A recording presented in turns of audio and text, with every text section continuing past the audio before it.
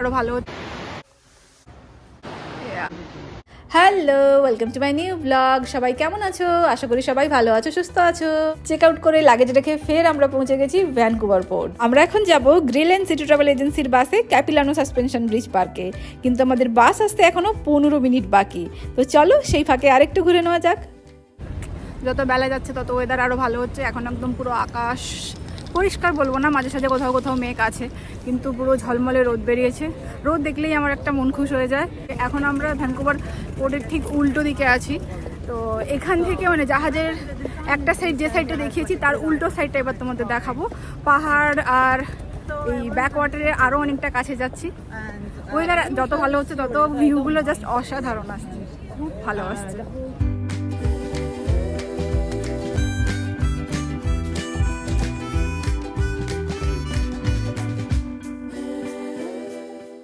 একদম কাছ থেকে জলের কালারটা দেখো, সামনের দিকটা সবুজ আর দূরের দিকটা কেমন নীল হয়ে গেছে। ওয়েদার ভালো হওয়ার পরে ভিউটা জাস্ট দেখো, অসাধারণ। ওই দূরে যে বোটগুলো দেখতে পাচ্ছ ওগুলো কিন্তু প্রাইভেট বোট। কানাডার এই ভ্যানকুভারে অনেক ধনী মানুষদের বসবাস, তাই গাড়ি বাড়ির সাথে সাথে এদের প্রত্যেকের কাছে প্রাইভেট বোটও রয়েছে।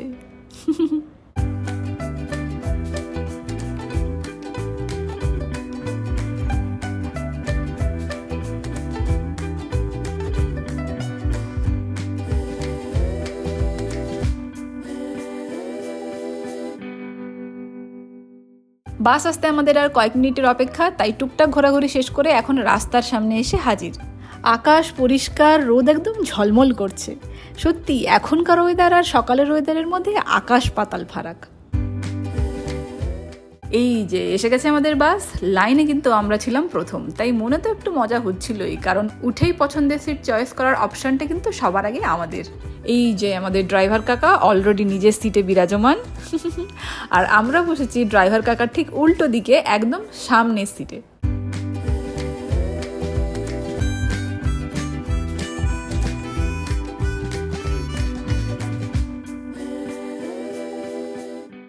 সকাল থেকে যতটুকু এই শহরটাকে দেখেছি, আস্তে আস্তে আমার ভালো লাগা বাড়ছে এই শহরটার প্রতি। এই শহরে এসে আমার সব থেকে যেটা বেশি ভালো লেগেছে, এক কথায় বলতে গেলে শহর আর প্রকৃতির মেলবন্ধন। সবুজ আর শহরের সামঞ্জস্যটা এখানে একদম পারফেক্ট। সত্যি এই সবুজ শহরের আসল প্রাণ, তাই নয় কি?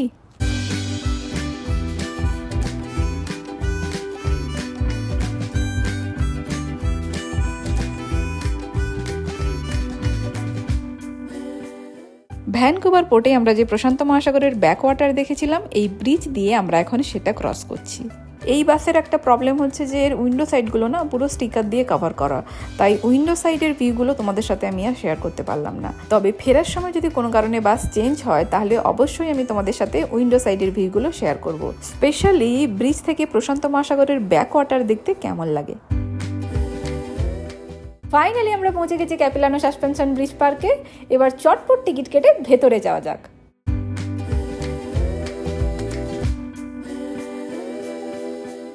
আমরা এখন এসে গেছি ক্যাপিলানো সাসপেনশন ব্রিজ পার্কে। তো এইটা ভ্যানকুভারের বেশ ফেমাস একটা পার্ক বলতে পারো। আমি ভ্যানকুভারের অনেক ইউটিউব ভিডিওতে দেখেছি এটা, এই পার্কটার ব্যাপারে। এখানটা হ্যাঙ্গিং ব্রিজ আছে। এবার চলো তোমাদের পার্কটা চারদিকে ঘুরে দেখাই। সামনে যে এই কাঠের স্তম্ভগুলো দেখতে পাচ্ছ, এগুলোকে অ্যাকচুয়ালি বলা হয় টোটেম। টোটেম এখানে পবিত্র বস্তু বা একটা প্রতীক হিসেবে স্বীকৃত। প্রশান্ত মহাসাগরীয় উত্তর পশ্চিমের প্রথম জাতির মানুষেরা এই টোটেম তৈরি করে। এই টোটেম তৈরি করা হয় পূর্বপুরুষ, ইতিহাস, মানুষ বা কোনো ঘটনাকে উপস্থাপন বা স্মরণ করার জন্য।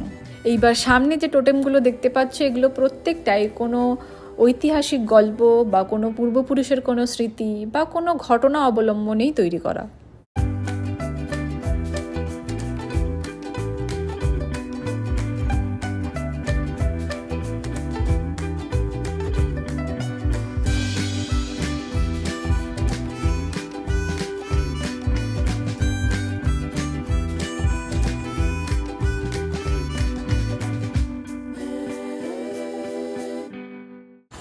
এখান থেকে ফেরত আসতে হবে, এখান থেকে অন্য কোথাও দেখে নিয়ে যাবে। তো দুলতেছে। এইবার চলো যাওয়া যাক, দেখা যাক কেমন লাগে। এই ক্যাপিলানো সাসপেনশন ব্রিজ ট্যুরিস্টদের কাছে খুবই ফেমাস। ক্যাপিলানো নদী থেকে 70 মিটার উঁচুতে প্রায় 140 মিটার প্রসারিত এই ব্রিজ। ব্রিজ ক্রস করতে মোটামুটি 5 থেকে 15 মিনিট তো লেগেই যায়। বাপরে বাপ, এটা এত দুলছে। 1889-এ Scottish civil engineer George Grant Mackay এবং ভ্যানকুভারের পার্ক কমিশনারের মিলিত উদ্যোগে এই ব্রিজ তৈরি হয়। টাকা দিকে পুরো ঘুরে যা, পুরো ঘুরে যায় এদিকে।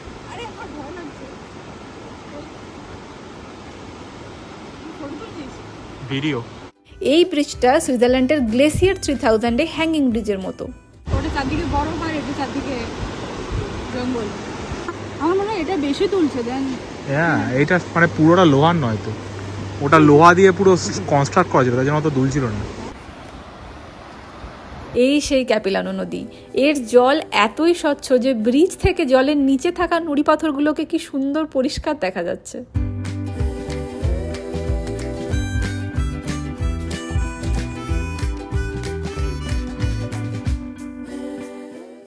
3000-এর ব্রিজটা জাস্ট কিছুই না এখন মনে হচ্ছে। আমি হাত ছেড়েও দাঁড়াতে পারছি না, এত দুলছে ব্রিজটা। ওরে বাবা, আমরা অলমোস্ট কাছাকাছি এসে গেছি। উফ, ফাইনালি পৌঁছে গেছি একদম। বাঁচা গেল বাবা। এবার চলো দেখা যাক ব্রিজের এই পারে কি আছে।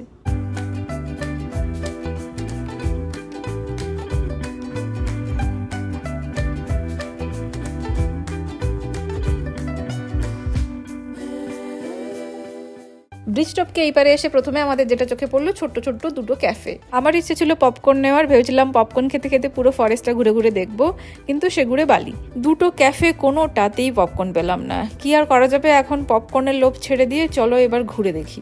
এই জায়গাটা মূলত একটা রেইন ফরেস্ট, আর এই সামনে যে কাঠের পাটাতন দেখছো যার উপর দিয়ে আমি হেঁটে চলেছি, সেটা এই কারণে বানানো হয়েছে যাতে সাপ মরবে কিন্তু লাঠি ভাঙবে না। কিছু বুঝলে? জানতাম বুঝবে না। ধোঁয়াশা না রেখে আসল কথায় আসি।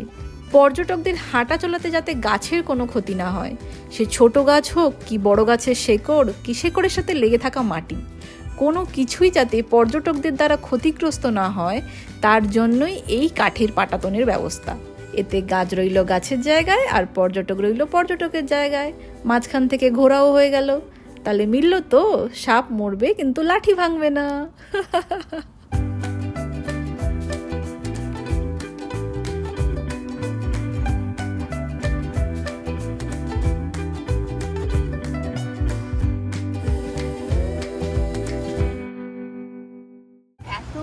এত ঘন গাছ দিয়ে রোদ করে ঢুকছেই না। এই র্যাপটরস রিচ হলো একটা শিক্ষাগত সুবিধা, যা জনসাধারণকে শিকারী পাখি যেমন পেঁচা, বাজ পাখি, ঈগল পাখি এবং বন্যপ্রাণী সংরক্ষণ সম্পর্কে শিক্ষিত করার জন্য প্রতিশ্রুতিবদ্ধ। জেনারেলি এই পাখিগুলো আমাদের নাগালের বাইরে, কিন্তু এখানে এই পক্ষী বিশারদদের সাহায্যে এদের অনেক কাছে আসা যায়, অনেক অজানা তথ্য জানা যায় এই পাখিগুলোর ব্যাপারে।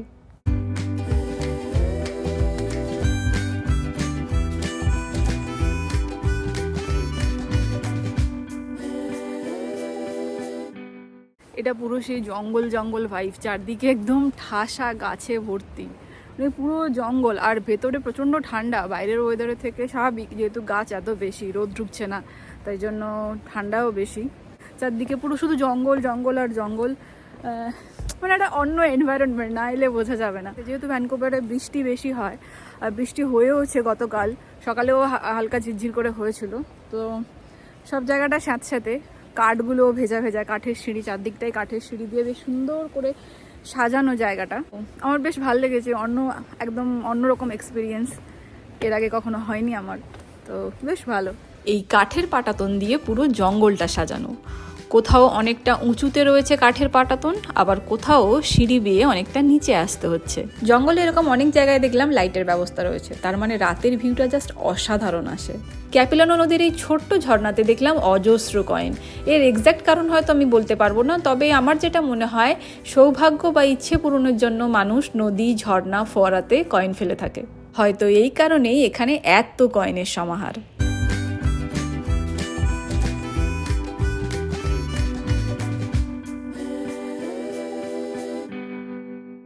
আমরা এখন রয়েছি ক্যাপিলানো সাসপেনশন ব্রিজের ঠিক নিচে। নিচ থেকে জাস্ট দেখো ব্রিজটাকে কেমন দেখতে লাগে।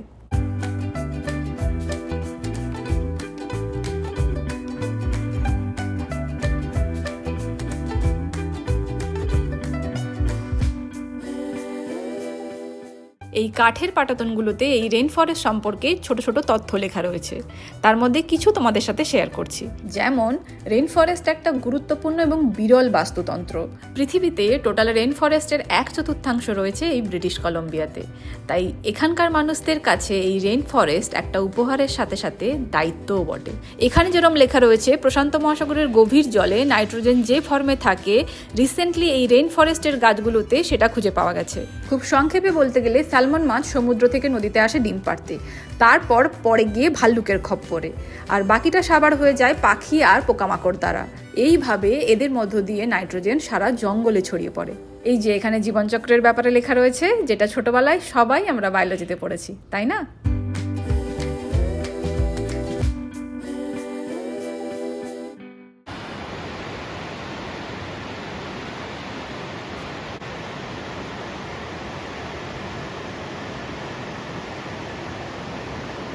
রেইন ফরেস্ট আমাদের দেখা কমপ্লিট। এবার চলো দেখি কোথায় যাওয়া যায়।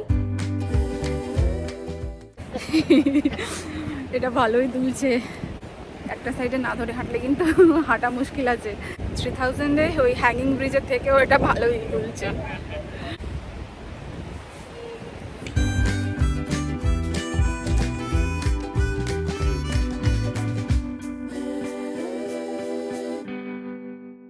এই পার্কের মধ্যে রয়েছে 2-3টে রেস্টুরেন্ট আর একটা দোকান টুকিটাকি কেনাকাটা করার জন্য।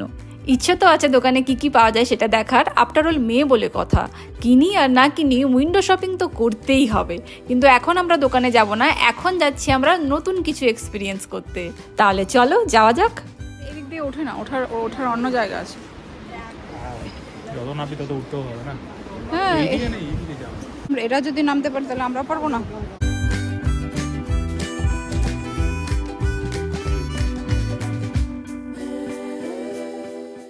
সিঁড়িগুলো জাস্ট দেখ।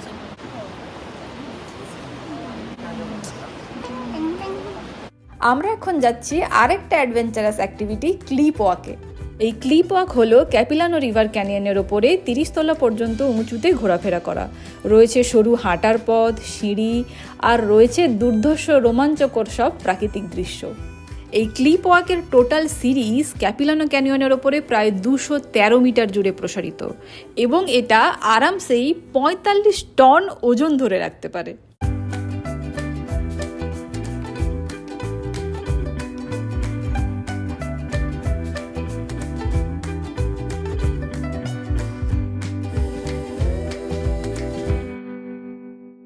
কেমন লাগছে? ওহ, দারুণ লাগছে। সুইজারল্যান্ডে আমরা থ্রিল ওয়াকটা মিস করে গেছিলাম গ্রিন্ডেল ওয়ার্ল্ডে, এখানে যাই হোক হয়ে গেল, খুশি হয়ে গেল আর কি থ্রিল ওয়াকটা। যারা আমার সুইজারল্যান্ডের ভিডিওগুলো দেখেছো তারা জানো যে আমরা গ্রিন্ডেল ওয়ার্ল্ড ঘুরে দেখতে পারিনি সময়ের অভাবে। ওখানে থ্রিল ওয়ার্কের ব্যবস্থা ছিল, এছাড়া আদার্স অনেক অ্যাক্টিভিটি ছিল, যেগুলো সব কটাই আমরা মিস করে গেছি। আমরা এখন রয়েছি ক্যাপিলানো ক্যানিয়নের একটু নিচে। ওপরে দেখো গাছগুলো কিন্তু ওপর থেকে শুরু।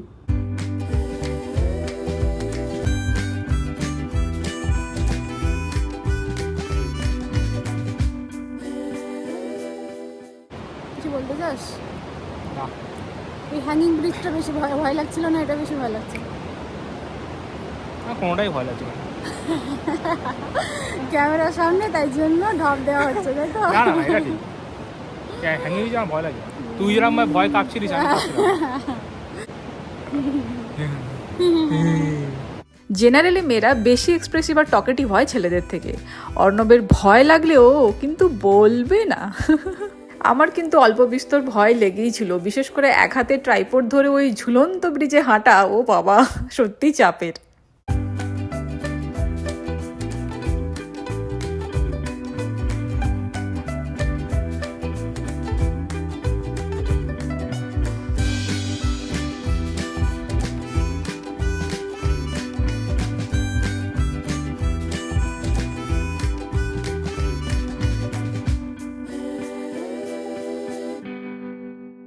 ক্লিপ ওয়াকের এই জায়গাটাতে আমার একটু চাপ হয়েই ছিল। শেষে এই দুজন বয়স্ক মহিলাকে দেখে আমি ইন্সপায়ার হলাম আর এনার্জি পেলাম। আমার মনে হয় বিদেশিরা যথেষ্ট সাহসী আর ফিজিক্যালি ভালোই ফিট হয়। এই জায়গায় দাঁড়িয়ে আমার আর ভিডিও করা হয়নি, তবে ছবি তুলেছিলাম, সেটা তোমাদের সাথে শেয়ার করলাম। ক্লিপ ওয়াক ফাইনালি আমাদের এখানেই শেষ হলো। ফরেস্টের এই জায়গাটা দেখো কি সুন্দর করে সাজিয়ে রাখা। এই পুরো পার্ক ঘুরে, রেইন ফরেস্ট ঘুরে, কাঠের পাটাতনের উপর তথ্যগুলো পড়ে আমার এটা মনে হয়েছে, সত্যি কি আমরা প্রকৃতির আসল মূল্য বুঝি? আমাদের বেঁচে থাকার কারণ যে, যার সাথে আমরা অঙ্গাঙ্গিকভাবে জড়িয়ে, তাকে বাঁচিয়ে রাখার জন্য আমরা কজন এফোর্ট দিই বলো তো? বরং উল্টে, বিশেষ করে শহর বা শহরতলিতে আজকাল গাছ কেটে পুকুর ভরাট করে আমরা বিল্ডিংয়ের পর বিল্ডিং বানাচ্ছি। কখনো এটা ভেবে দেখেছি কি যে এই করতে গিয়ে নিজের পায়ে নিজে কুড়ুল মারছি না তো? তোমাদের কি মতামত আমায় কমেন্টে জানিও। আমাদের ঘোরাঘুরি অলমোস্ট শেষের দিকে। সকালে এত খেয়েছি যে এখনো অবধি খিদেই পাচ্ছে না, তাই হয়তো লাঞ্চটা স্কিপ করব আর জলদি ডিনার করে নেব। যাওয়ার আগে ভাবছি দোকানটা একবার ঘুরেই দেখে যাই, দেখি কি কি আছে।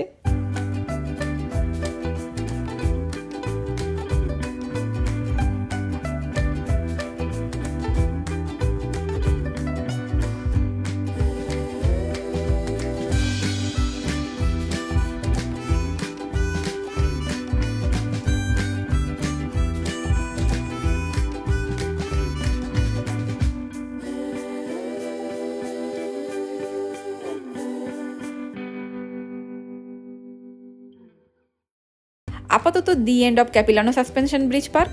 এখন চটপট বাস ধরে আমাদের পৌঁছাতে হবে হোটেলে। ফেরার সময় আলাদা বাস ছিল, তাই ব্যাক ওয়াটারের ভিউটা তোমাদের সাথে শেয়ার করলাম।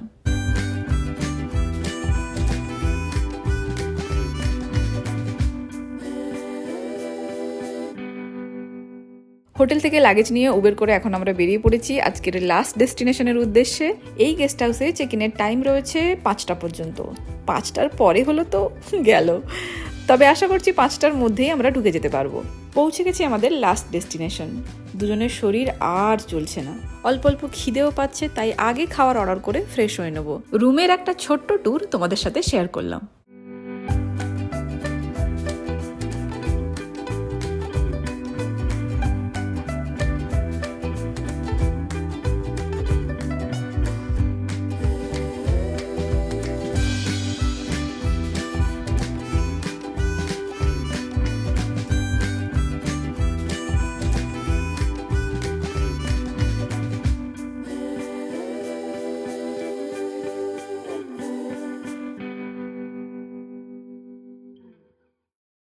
ব্লগটা আজ এখানেই শেষ করছি। যদি আমার এই ব্লগটা তোমাদের ভালো লেগে থাকে তাহলে একটা লাইক করে দিও, আর অবশ্যই সাবস্ক্রাইব করো আমার চ্যানেল যদি পরের ব্লগগুলোর নোটিফিকেশন আগে পেতে চাও। সবাই ভালো থেকো, সুস্থ থেকো, হ্যাপি থেকো। দেখা হচ্ছে আবার পরের ব্লগে। টাটা।